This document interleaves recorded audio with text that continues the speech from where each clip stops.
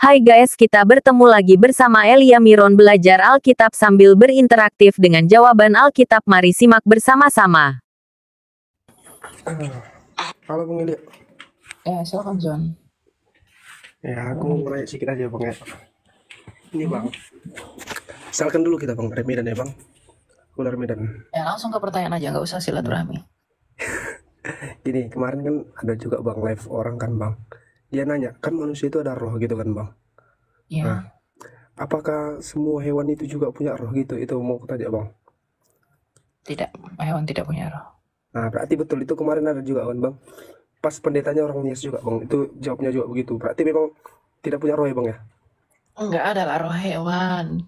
Ya, oke. Itu yang dipertanyakan umat itu agama sebelah Bang gitu. Apakah kan dibilangnya gini Bang. Kan manusia juga punya roh. Apakah hewan tidak punya roh gitu? Dipertanyakan dia gitu Bang. Cuma di mereka yang hewan itu punya roh. Oh, Ya berarti udah. oke Bang. Berarti jawabannya udah jelas ya Bang ya. Berarti cuma manusia yang Nah, punya roh. Oke, hanya makasih Bang Ilya. ya, emang ketika hewan diciptakan, emang Tuhan menghembuskan nafasnya ke hewan itu kan enggak. Ketika manusia pada hari ke-6 dicipta, dibentuknya dari tanah liat baru dihembuskannya nafasnya. Gitu. Hewan udah tercipta dulu, baru manusia tercipta dengan roh. Ya, Oke, Bang jadi Ilya. kalau Makasih Bang Ilya. oke. Tuhan Yesus memberkati. Iya Kak, ini udah 2 kali saya dengan Kak Elia. Terima kasih banyak ya Kak. Ya, Kak, di sini yang saya mau tanyakan, kalau Suara anak-anak tolong jauh dulu ya. oh iya, Soalnya ini TikTok sensitif nanti karena violation. Ya, dia harus jauh.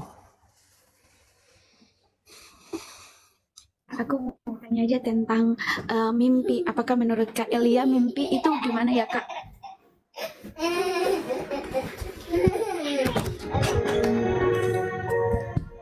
Soalnya saya keseringan mimpi Kak. Jadi saya mau nanya aja, kalau kita bangun subuh selesai berdoa tiba-tiba mendapat mimpi begitu, apakah itu mimpi itu kita harus yakini atau enggak ya Kak? Mimpi itu mimpi doang. Ya, nggak usah terlalu pusing dengan mimpi. Mimpi saja ya. Oke? Gitu. Iya Kak. Oh ini. Ya. Siap. Ya Kak, makasih Kak. Cuma mau nanya itu.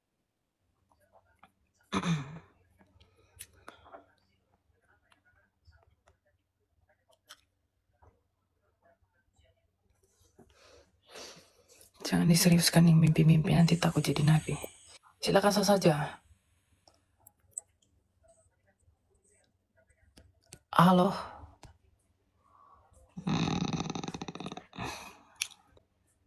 Ke ini loh. Ke apa tuh? Iya, dia tanya mimpi setelah berdoa itu apa? Itu bunga tidur doang. Halo Adel.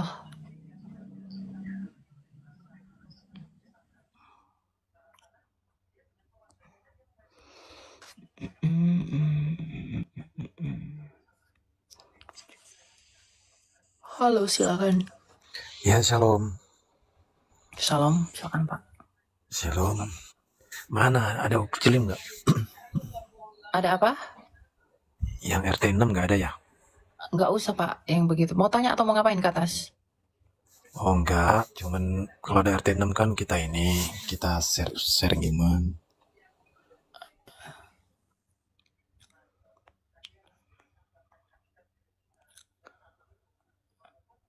Sharing iman. Apain iman di sharing? Iman itu diwartakan, jangan dibagi-bagi. Karena iman itu satu.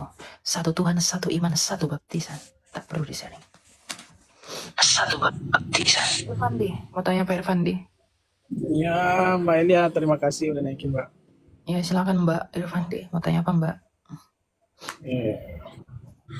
Saya ini nanya masalah, mohon maaf kalau ada kata-kata salah ya, Mbak ya. Ini masalah ketuhanan, Mbak. Ketuhanan apa yang ditanya? Saya tanya masalah 2 nama yang berbeda kan, Mbak? Nama apa? Yesus Tuhan. Yesus. Kemudian kita cerita masa dulu, Mbak. Ini yang saya bingungnya di sini, Pak. Saya kan Pertama saya akan sampaikan Mbak ya, saya ini awam, saya tidak tahu dari dua sisi agama. Saya tidak terlalu paham dengan Islam, tidak terlalu paham dengan Kristen. Tapi agama saya Islam. Mhm. Nah, yang saya pertanyakan di sini Mbak, ini Yesus di zaman dia masih hidup, di kita kalau Islam kan begini Mbak. Islam cara ibadahnya ini yaitu sholat. Ini disampaikan oleh Nabi, utusan oleh Allah. Disampaikan kepada umat Muslim disampaikan bahwa mereka ini hamba. Bagaimana untuk mengesahkan, mentauhidkan Allah, yaitu dengan cara sholat yang ditunjukkan oleh Nabi. Pertanyaan saya, cara peribadatan orang Kristen yang beri petunjuk ini siapa Mbak? Kemudian di ini dahulunya, yang disembah ini siapa? Yesus atau Tuhan? Di zaman Yesus hidup. Di zaman Yesus. Saya mute ya. Di zaman Yesus hidup, Yesus disembah oleh muridnya. Oh, Bebas menyembah dia. bukan sembah Tuhan ya Mbak? Dia terus menyembah Yesus adalah Tuhan. 1 Korintus 8 ayat 6. Lukas 2 ayat 11. Berarti yang menyembah ini nanti ada Yesus atau bagaimana Mbak? Di saat waktu zaman hidupnya Yesus Yesus disembah. disembah. Ya, Yang Yohanes menyampaikan, 3. yang menyampaikan kepada umat Kristen ini cara penyembahannya siapa Mbak? Rasul-rasulnya Yesus. Yesus sendiri yang mengajarkan cara menyembah dia. Tuhan Yesus dalam 1 Korintus 11 berkata, inilah tubuh dan darahku yang telah kumateraikan menjadi perjanjian baru bagimu. Jadi bagaimana cara menyembah Yesus? Dengan perjamuan kudus. Dia mengajarkan itu. Itulah cara menyembah dia. Nah, berarti Yesus menyampaikan jangan menyembah Tuhan, menyembah saya Tuhan, begitu Ya, lebih. dia adalah Tuhan. Dia adalah Tuhan. Yesus adalah Tuhan. Makanya ketika dia disembah, dia tidak ditolak. Dia tidak menolak penyembahan. Nah, terus kemudian Yesus menyembah siapa Mbak? Menyembah siapa? Dia Iya. tidak menyembah siapa. Dia uang dia disembah kok. Orang dia disembah. Ada kekuasaan yang bisa Mbak dari Yesus. Kekuasaan apa? Dia menghidupkan orang mati, bahkan dia hidup dari kematian. Dia mengalahkan kuasa kematian. Itu adalah kuasa yang tidak ada dimanapun selain di dalam Yesus. Bukan yang mati membusuk dimakan belatung, tapi hidup mengalahkan kematian. Tuhan Yesus kami itu bukan penipu. Dia mengatakan bahwa akulah kebangkitan dan hidup. Dia tidak hanya mengklaim tanpa data. Maka dia membuktikan ucapannya akulah kebangkitan dan hidup. Dengan mati untuk bangkit. Jadi Tuhan Yesus kami itu bukan penipu seperti nabi-nabi palsu yang menipu. Begitu. Jadi dia mengatakan kepada muridnya, akulah kebangkitan dan hidup. Maka untuk membuktikan ucapannya itu dia mati untuk membuktikan bahwa dia hidup. Oh iya. Begitu. Terus Ya. di saat belum adanya Yesus di dunia, itu udah ada Tuhan. Siapa bilang Yesus tidak ada di dunia? Yang menemui Musa itu kan Yesus. Yang menemui Abraham itu kan Proses. makanya Kan ada proses mengandung, melahirkan. Nah, Kan ada ya. proses. Itu kan inkarnasinya Yesus. Tetapi bukan berarti Yesusnya belum ada. Yang dilahirkan, yang lahir ke dunia itu ketika masa inkarnasi 2000 tahun lalu. Tetapi sebelum inkarnasi dia sudah ada. Makanya Tuhan Yesus berkata bahwa sebelum Abraham ada, aku ada. Dan Abraham bersukacita karena ia telah melihat aku. Berarti waktu proses masih dalam kandungan, atau ini gini Mbak, ini Yesus di saat masih bayi sudah jadi Tuhan atau sudah dewasanya Mbak? Dia jadi Tuhan sejak kekekalan. Makanya ketika dia lahir, malaikat berkata dalam Lukas 2 ayat 11, hari ini telah lahir bagimu Kristus Tuhan di kota Daud. Oh iya, berarti semasa Yesus dalam kandungan belum ada proses penyembahan kepada Tuhan Pak ya? Ya disembah lah. Kan Yesus kan firman Allah.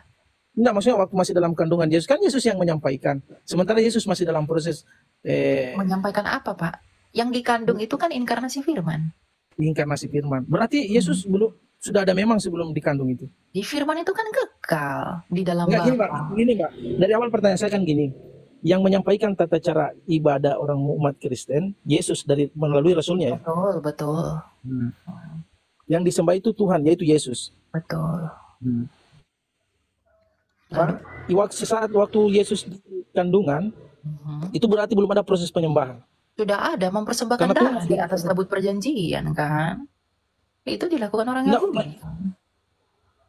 Berarti umat-umat Penyembah, terdahulu belum ada penyembahan karena masih dalam penyembah. rahim. Loh, siapa bilang nggak ada? Penyembah dilakukan orang Yahudi dengan memercikkan darah di atas mayat.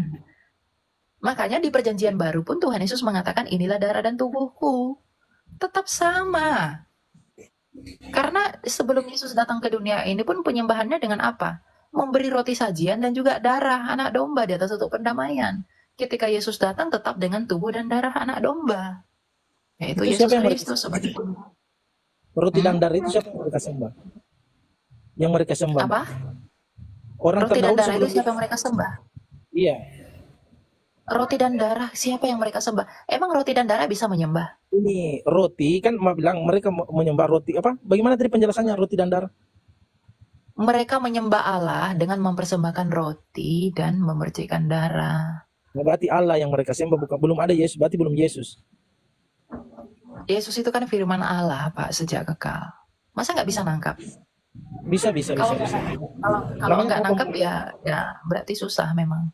Muter-muter dari tadi. Dari sini ke sini nggak jelas gitu loh. Padahal saya udah kasih alurnya. Yesus adalah firman Allah yang kekal di dalam Allah Sang Bapa sejak kekal. Lalu firman itu keluar dari Bapa menjadi manusia. Itulah Yesus. Yesus ini adalah firman. Sama seperti firman Allahmu jadi buku. Nah, Yesus adalah firman yang jadi manusia.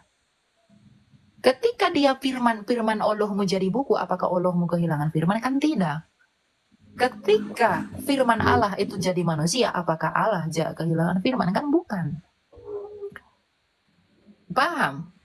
Jadi ketika Yesus itu pun mati, ketika Yesus itu pun tersalib, dia mati dalam keadaannya sebagai manusia. Filipi 2. Jadi gini, Lalu Mbak, kalau jangan jadi gini, kamu nangkap dulu karena kamu mau belajar. Kalau nggak mau belajar, saya turun dari sini. Kalau nggak mau dengar, saya buang. Ya. Kalau Allah itu Sang Bapa adalah Tuhan, berarti firman dan rohnya Bapa pastilah Tuhan. Makanya Yesus adalah Tuhan, bukan berarti ada 3 Tuhan. Jangan iya aja tapi nggak mau dengar. Dari tadi saya sudah jelaskan. Sudah. Nah, Begitu. ini kan tadi kita bilang Yesus itu adalah firman. Sebagaimana Allah memfirmankan firman-Nya melalui bukan buku ya, Pak, Al-Qur'an. Gitu ya?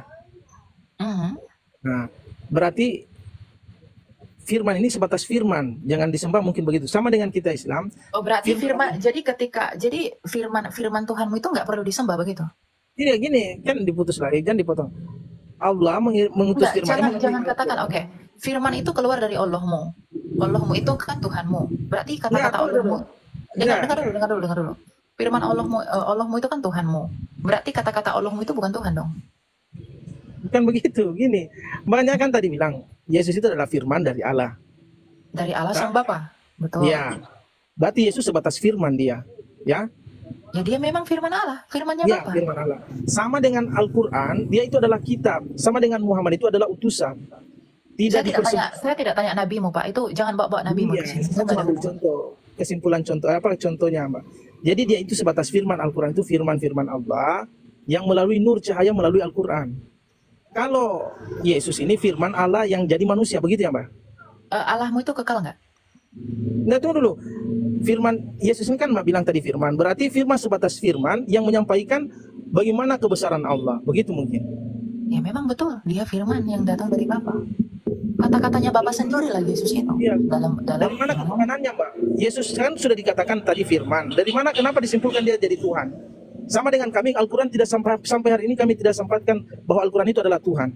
Tetap Al-Quran itu adalah kitab, adalah firman Allah. Sebagaimana Yesus antum bilang tadi, Mbak bilang tadi itu bahwa berarti firman Allahmu bukan Allahmu. Kata-katamu kamu atau bukan? Gimana? Kata-katamu kamu atau bukan? Saya? Firman, ya sudah berarti firman Allah atau bukan? Kamu kan bilang kata-katamu adalah kamu. Lalu firman Allahmu Allah atau bukan? Coba ulang, Mbak. Saya jaringan di sini. Coba ulang kayak mananya jadi coba ulang. Kata-katamu kamu atau bukan? Kalau misalnya kamu menghina saya lapor polisi. Yang ditangkap itu kata-katamu atau kamu? Oh, saya, Mbak. Ya, karena kata-katamu adalah kamu kan? Ya. Sekarang saya tanya, firman Allahmu itu Allah atau bukan? Kata-kata Allahmu itu Allah atau bukan? Kalau saya tidak pernah menyatukan firman itu dengan Allah, Allah beda. Iya, enggak, saya nggak tanya itu. Saya tanya firman Allahmu itu Allahmu atau bukan? Tunggu Mbak ya. Tunggu Gengsi desak. kali kau jawab itu. Turun aja kau. Kalau mau takiyah jangan sama saya, ya. Cari temanmu yang lain. Jawab itu pun kau nggak tahu. Sampai kiamat pun dunia ini kau akan bingung di situ. Jangan kau sangkali akalmu sendiri. Hati nuranimu jangan kau lawan. Sampai kiamat pun kau akan bingung di situ. Percayalah. Gitu. Sampai bumi dibentuknya donat, kau nggak akan selesai dalam persoalan yang satu itu. Karena kamu mengatakan kata-kata Allahmu bukanlah Allahmu. Yesus adalah kata-katanya Allah, maka dia adalah Allah. Jelas. Kalau kamu beda-bedakan, terlalu gengsi mengakui. Ya. Itulah, kalau kurang literasi begitu. Itu banyak gaya.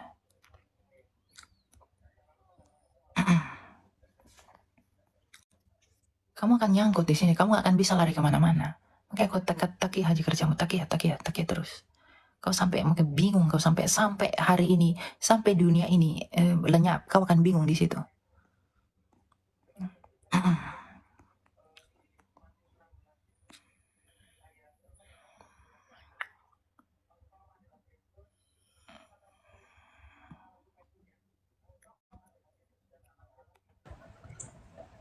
Silakan Axel, selamat malam.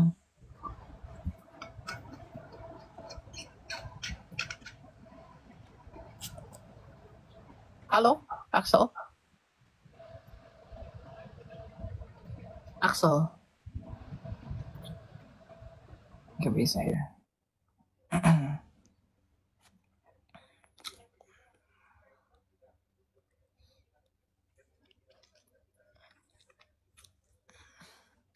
Makanya tidak ada yang sesempurna iman Kristen tuh nggak ada. Kamu cari iman pun nggak ada. Silakan Ival. Ival. Shalom Kak. Salam, silakan brother, mau tanya apa? Shalom Kak, izin saya mau bertanya tentang menurut pandangan Kak tentang Tritunggal. Tentang konsep Tritunggal. Menurut pandangan Kakak sendiri. Benar, Tritunggal itu benar. Tritunggal itu kan istilah yang menjembatani bagaimana Allah kita itu. Allah yang esa, yaitu Sang Bapa yang memiliki firman dan roh.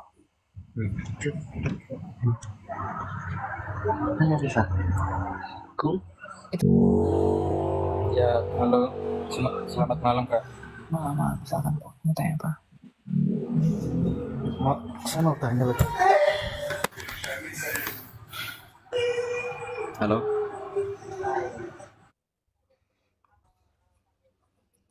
Halo Rivaldo. Rivaldo. Iya, shalom. Mungkin aku halo, masuk. Silakan brother, mau tanya apa?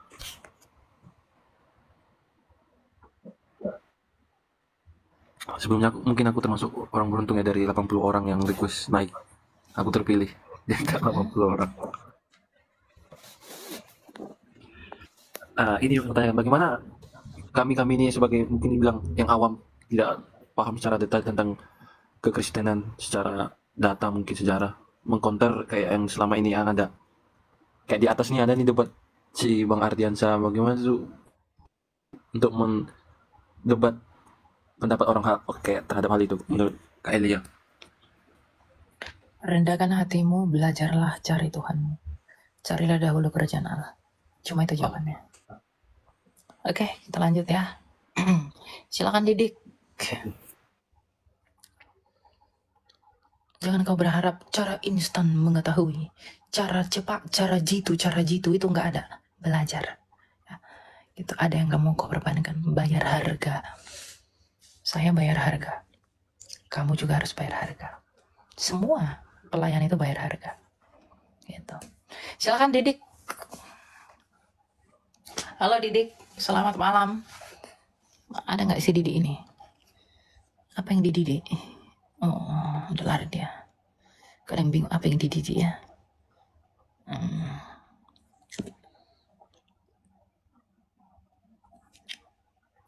Jangan di mute.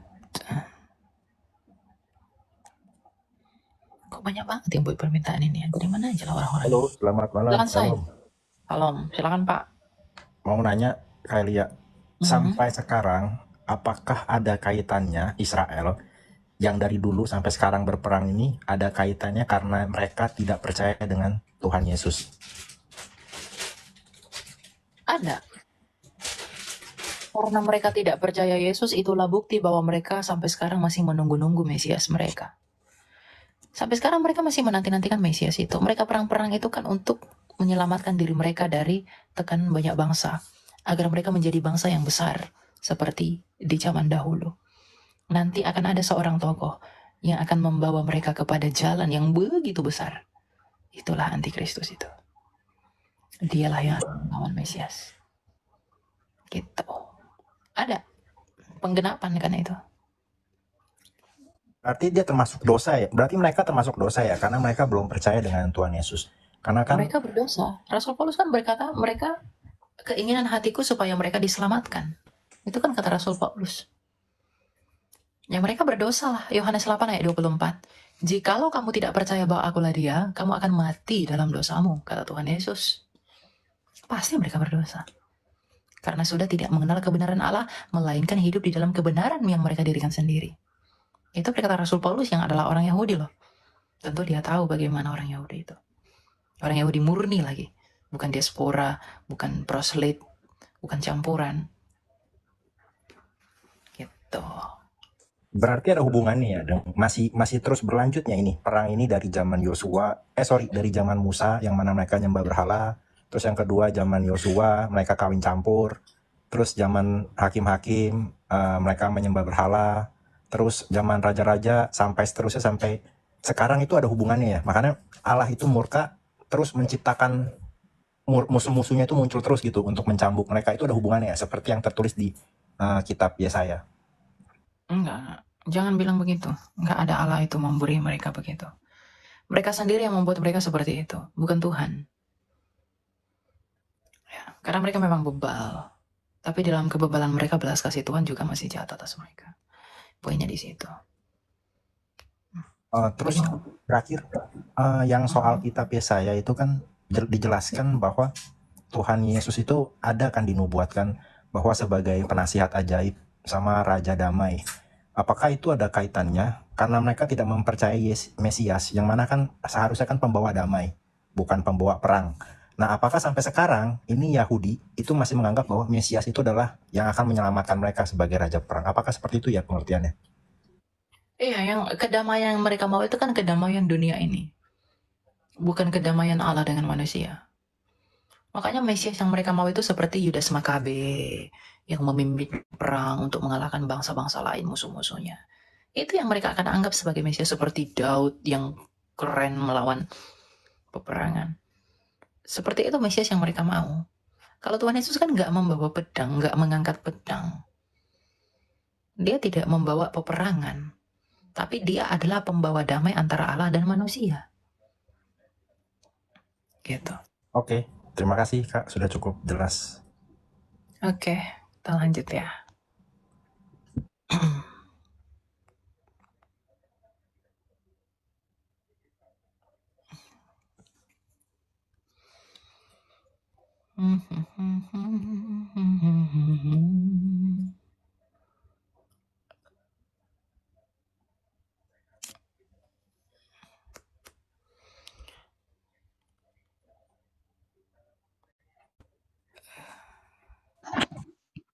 Silakan dia. Kak, aku mau nanya, Bertanya apa? apakah boleh makanan yang udah disembayangkan dimakan? Jangan. Gak boleh ya, Kak? Gak usah. Iya, Kak. Soalnya aku kan tinggal di area Cina, kan di situ banyak makanan yang udah disembayangkan. Apakah boleh dimakan? Gak usah dimakan, masih banyak makanan yang lain. Oke, Kak. Kasih. Oke. Shalom, Kak. Salam.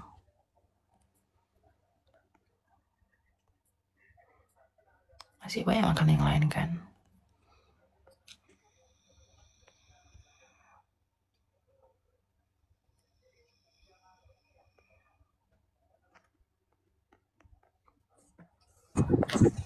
Silakan sebagai dari tadi, jangan bising Pak. Kalau bising saya turunkan ya.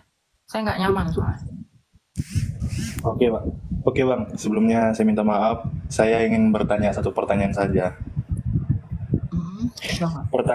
Pertanyaan saya yaitu, kenapa proses pembaptisan dari Katolik dan Protestan itu berbeda? Apakah ada penyimpangan di tata cara tersebut? Dibaptisnya dengan satu nama nggak? Iya, tapi kan proses baptisnya kan berbeda, Kak. Masalah prosesnya itu nggak masalah. Ketika dia dibaptiskan, dia mati bersama Yesus di dalam satu nama nggak sebagai materai?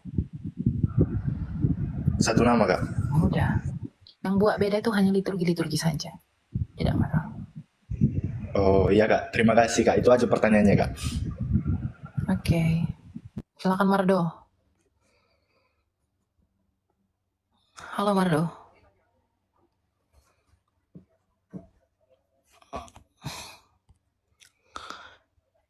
Satu nama. Halo Kak, mau nanya. Ya, mau tanya apa? Jadi kan sekarang posisinya lagi agama Islam ya Kak. Oh, kamu Islam. Oke, jadi pasangan saya Kristen nih Kak.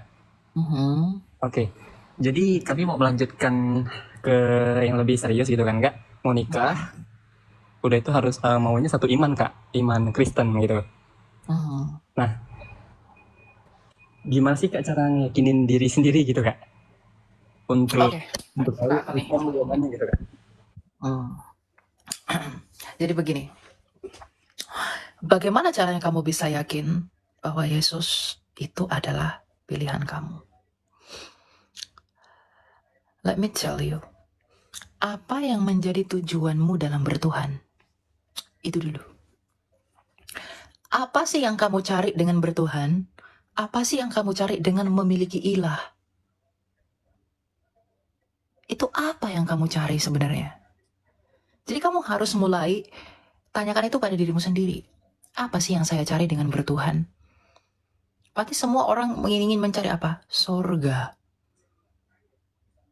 Semua agama mengajarkan surga. Tetapi kamu sadar nggak?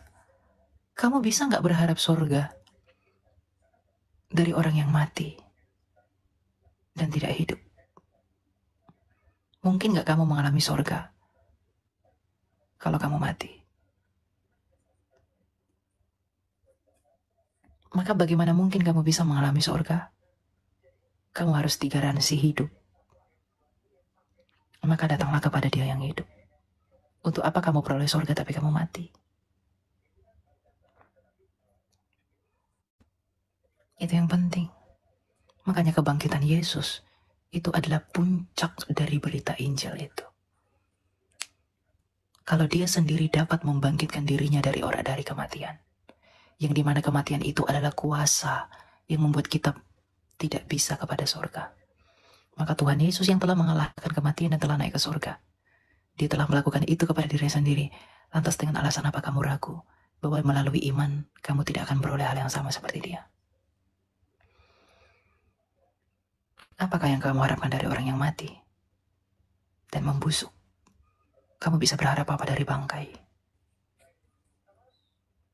Semua orang bisa ngomong Tuhan, tapi apakah dia punya otoritas membawa kepada apa yang dia ucapkan itu? Tapi Yesus Kristus sendiri berbeda. Dia telah berbicara apa hidup itu, dan Dia membuktikan bahwa Dialah hidup itu dengan bangkit dari maut. Sejak semula manusia dicipta untuk hidup, bukan untuk mati. Mati itu adalah karena dosa. Maka Tuhan Yesus datang ke dunia ini untuk mati, agar Dia bisa mengalahkan kematian itu. Dia masuk kepada kematian, agar Dia bisa memporak-porandakan kematian itu, dan keluar sebagai pemenang melalui kebangkitannya. Jadi apa yang kamu harapkan dengan bertuhan? Kalau hanya melakukan ritual saja, itu nggak berguna. Anggaplah semua agama itu sama. Anggaplah semua Tuhan itu sama. Tapi pertimbangkanlah klaim yang dimana yang lebih sesuai dengan nuranimu. Mungkinkah hal yang kamu anggap tabu di dunia ini akan kamu anggap baik di surga? Tidak. Kamu punya hati nurani. Pikirkan itu. Ya, kamu renungkanlah itu. Yesus itu bangkit tidak dilihat 1-2 orang. Dia dilihat ratusan orang. Karena 40 hari dia menampakkan diri ke kota. Tidak ada yang menyangkali bahwa dia hidup kembali. Nothing. Dia telah hidup. Mungkinkah para rasul rela mati konyol demi dongeng? Kalau bukan karena mereka telah melihat betapa ajaibnya yang mati dan telah hidup kembali dan telah terangkat ke langit. Mungkinkah Rasul Paulus rela menjadi miskin? Mungkin Rasul Paulus rela menderita demi sesuatu yang tak berharga? Gak mungkin. Semua rasul itu gak ada yang matinya enak. Semuanya matinya mengenaskan. Coba pikir ke situ. Bagaimana mungkin mereka rela mati dengan cara yang demikian? Kalau bukan karena mereka telah melihat betapa ajaibnya yang mereka perjuangkan itu. Mereka tidak ragu. Sekalipun kami mati, kami tidak takut. Karena kami telah melihat Dia yang mati, tapi hidup kembali. Maka kalaupun kami mati karena Dia, kami akan hidup kembali seperti Dia. Seperti yang kami perjuangkan dan yang kami layani itu. Makanya bagi kami, hidup adalah Kristus. Dan mati adalah keuntungan. Bagi kami orang Kristen, kami tidak pernah takut mati. Karena kematian itu adalah keuntungan bagi kami. Kalau kamu masih takut mati, tidak ada kepastian dari apa yang kamu imani itu. I'm not trying to be racist. Tapi inilah kebenaran. Apakah dengan kebenaran ini, aku menjadi musuhmu? Kamu bisa buktikan gak satu orang yang seperti Yesus?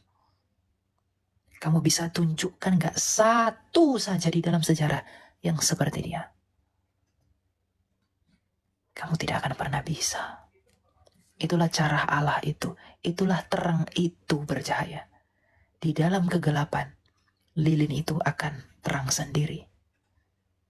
Maka Yesus di dalam gelapnya dunia, Dia berbeda sendiri. Maka tidak ada yang seperti Dia. Karena Dia adalah terang dunia. Percayalah sama Dia. Itu aja, ya. Gitu. Kita nggak punya kuasa maksa kamu jadi Kristen. Karena percuma kamu jadi Kristen cuma KTP aja, tapi kamu tetap tidak mau percaya, tetap binasa juga. Tapi saya harap kamu merenungkan itu dan mendalam itu dalam hatimu, agar kamu tahu pilihanku ini adalah benar dengan menjadi Kristen. Dan ketika aku tahu pilihanku ini benar, aku akan sungguh-sungguh hidup di dalamnya. Itu yang terpenting. Oke, itu ya. Oh ya Kak, satu lagi Kak. Untuk step-stepnya gimana ya Kak? Untuk cara mulai belajarnya gitu Kak? Banyak. Biar mulai percaya. Kamu bisa belajar dari YouTube, dari apologet. Kamu bisa lihat konten-konten saya juga, atau lihat video-video TikTok saya yang saya upload di YouTube. Kamu bisa tonton itu. Kamu bisa tanya-tanya siapapun apologet untuk belajar. Tapi kamu juga perlu berhikmat. Gitu loh. Kalau pacarmu Kristen, tanya-tanya sama dia. Kalau kamu memang sungguh-sungguh terpanggil untuk menjadi pengikutnya dia, berbahagialah kamu. Dan itu kelihatan. Orang yang sungguh-sungguh terpanggil dan yang tidak. Orang yang sungguh-sungguh terpanggil, itu adalah orang yang sungguh-sungguh mau belajar. Kalau kamu masih malas-malasan belajar, saya pikir kamu tidak sedang terpanggil. Tapi harapan saya kamu sedang terpanggil, agar jiwamu tidak binasa, dan agar pacarmu tidak berduka. Di dalam roh. Mungkin secara daging kalian happy-happy, tapi di dalam roh, sebenarnya yang satu berduka terhadap yang lain. Jangan mau disesatkan oleh dunia ini. Gitu. Jadi kamu tanya, kalau kamu memang mau serius terus satu agama begitu ya, menjadi percaya Yesus, kalian bisa dibimbing kalau memang mau nikah, pranikah gitu kan, belajar ke pendeta gitu. Atau saya punya konten, kamu tonton itu tuh, karena saya kan khusus untuk menjawab tuduhan-tuduhan yang gak benar tentang iman Kristen. Kalau mau pengembalaan, silakan pergi ke gereja terdekat. Apa gereja yang dekat di sana, tanyakan ke mereka. Gitu. Agar kamu dibimbing, kamu dibina, Kamu perlu di cover secara rohani. Biar kamu kuat. Karena iblis itu akan berusaha menarikmu keluar lagi. Iblis itu nggak suka kamu menjadi milik Yesus. Maka kamu yang akan dianiaya. Karena dia tidak berhasil menganiaya Yesus di dalam salib dan di dalam kuburan lebih lama. Maka dia hanya bisa menganiaya kita. Maka ketika Tuhan Yesus menemui Paulus, apa kata Tuhan Yesus? Mengapa engkau menganiaya aku? Padahal bukan Tuhan Yesus yang dianiaya oleh Paulus, tapi umat yang percaya Yesus. Tapi kenapa Yesus berkata, mengapa engkau menganiaya aku? 2 Timotius 2 ayat 13. Ia tidak dapat menyangkal dirinya. Jadi silakan pergi ke gereja terdekat, minta bantuan agar kamu dibimbing. Di luar dari gereja secara administrasi kamu didukung, kalau kamu memang sungguh-sungguh, kamu ikuti pelajaran-pelajaran mau dari Romo kah, mau dari pendeta kah, dari apa gitu. Agar kamu punya pengetahuan dan bisa bertumbuh. Gitu ya. Dan yang paling penting itu katekisasi. Kamu tentukan dulu gereja pacar kamu itu apa? Dia gereja Katolik, Kak. Nah, ya kamu ke gereja Katolik lah. Kamu minta katekumen sama Romo. Nanti kamu minta, Pak atau Romo, saya mau jadi Kristen, saya mau belajar dulu gitu. Apalagi nggak mudah tuh jadi Katolik itu. Kamu katekumen dulu gitu. Jadi pergi ke gereja Katolik di mana pacarmu berjemaat di paroki mana gitu. Nah, nanti kamu dibimbing di sana. Oke, gitu ya. Tapi mantapkan hati dulu. Oke. Terima kasih ya, Kak. Selamat malam, Kak. Oke, malam. Ya. Ya, terima kasih.